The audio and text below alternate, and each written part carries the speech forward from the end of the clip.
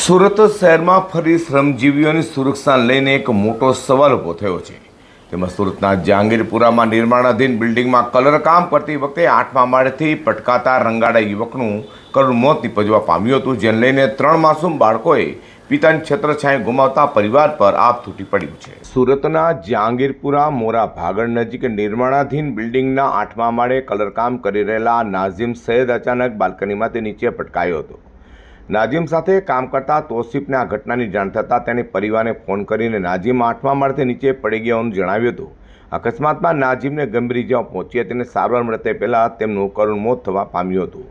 મહત્વની વાત એ છે કે કામ દરમિયાન કોઈપણ પ્રકારની સેફટી વ્યવસ્થા હોવાનો આક્ષેપ સામે આવ્યો છે।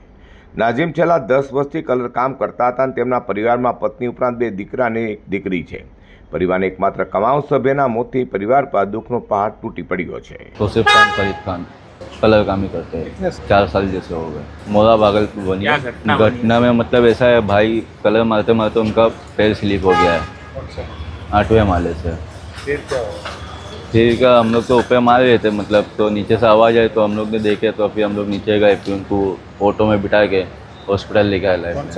હાલ નાઝીમ સૈયદના મૃતદેહને પોસ્ટમોર્ટમ માટે હોસ્પિટલ ખસેડવામાં આવ્યો છે અને સમગ્ર ઘટના લઈને પોલીસે વધુ તપાસ હાથ ધરી છે। જો કે આ ઘટનાએ ફરી શ્રમજીવીઓની સુરક્ષાને લઈને મોટો સવાલ ઊભો કર્યો છે।